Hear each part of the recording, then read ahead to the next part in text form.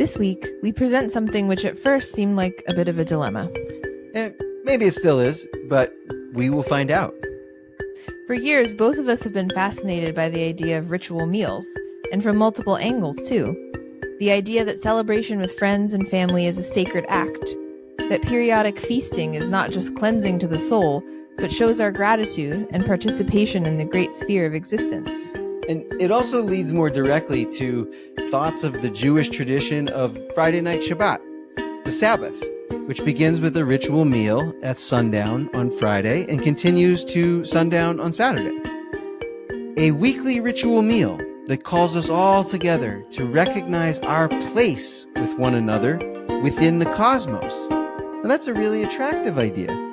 But what about the Sabbath itself? Christians, of course, celebrate the Sabbath on Sundays, but in many ways, Friday night seems much more natural. It's the end of the week. We made it. Now is the real moment of pause where for many of us, time can stop a little bit before the next week begins.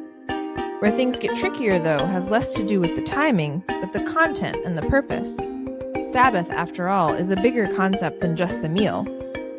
What are we really supposed to do on the Sabbath? Most Christians, in my experience, no offense, often lack a concrete or coherent explanation for this concept, to be honest. For many, Sabbath is just like the day when we go to church in the morning, therefore it's holy, right? And for some people, I'm sure that's fine. For some who might see themselves as more serious or pious, I've found they tend to take it as a day when you're not supposed to do work. But typically, this is meant to say, like, you shouldn't work at your job on Sunday. Usually, someone who wants to mow their lawn is permitted to do so. That's not out of bounds. Maybe for some, and I think back to my youth when I say this, it means that on Sunday, maybe you spend a little extra time thinking about God, which, again, not a bad idea. I just don't find it entirely satisfying. And when it comes to Christians, for the most part, we are lacking in that ritual meal component, which we find important. And to be sure, not all practitioners of Judaism keep weekly Shabbat or hold a meal. And among those who do hold the meal, the ways in which they keep the Sabbath itself for the next 24 hours vary widely. For adherents of Orthodox Judaism, however, there are very strict codes, prohibiting anything that can be considered labor, from cooking to flipping light switches. It would definitely include mowing the lawn. Well, this is kind of where I struggle the most, because I love the meal, and I love the idea of a day of rest as a reward for our labor, which, again, that's the main original concept we're dealing with. But prohibition on basic tasks, that just seems more like a punishment to me rather than a reward. Following that would, no question, make my life more difficult, not easier. Does not feel like a reward. And as with the whole idea of Lent that we talked about at the beginning, that is the first thing that comes to mind, kind of as this time of somber sacrifice for 49 days or whatever. I naturally rebel against that kind of thing. And even there's a modern approach that some take, where the Sabbath is like a break from screens. Put away your screens for that day.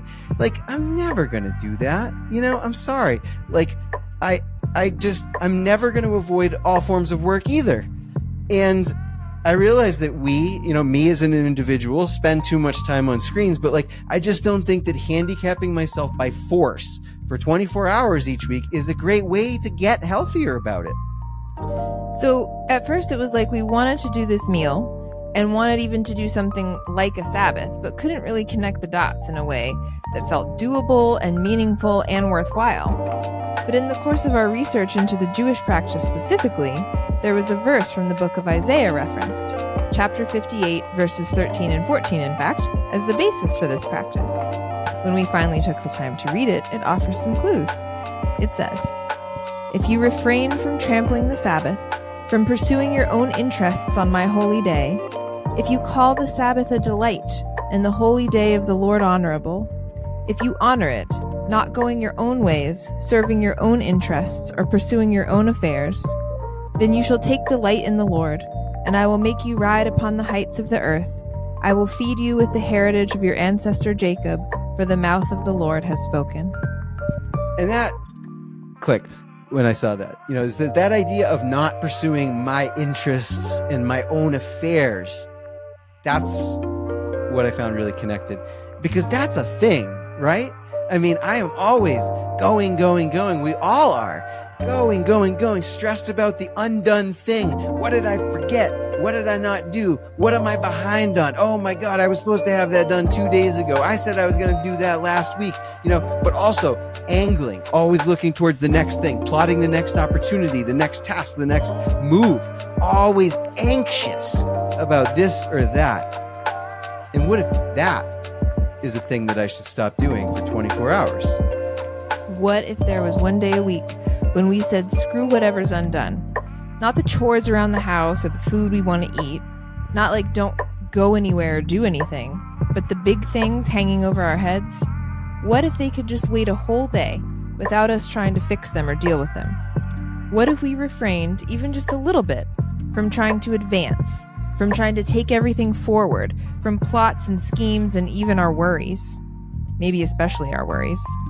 That seems worthwhile. That seems like a reward, and that seems kind of holy. So tonight, as we look towards Holy Week, which will start on Sunday, we're going to give it a try. A special meal held with special people. And then we're going to try to spend the next day allowing ourselves to just be. To know that all the big shit can wait. That it will all be there still when the week begins, because it will be. But now, here, we finished another week and we deserve this. It's good for us, and it's our birthright. And we deserve ourselves. We deserve our loved ones. We deserve to let our souls really rest. And I think this is a way to do it. And maybe you'd like to try it with us. Holy Week, as Chris mentioned, starts in just a couple of days, meaning our Lenten journeys are nearly at an end. We'll talk more about this next week, but in the meantime, try to think about how you'd like to use this time as we head into the joyous rebirth of Easter and the coming of true spring. Life is wonderful and life is terrible. But tonight, and perhaps in this whole Eastertide season to come, we celebrate the wonderful parts. Come along with us.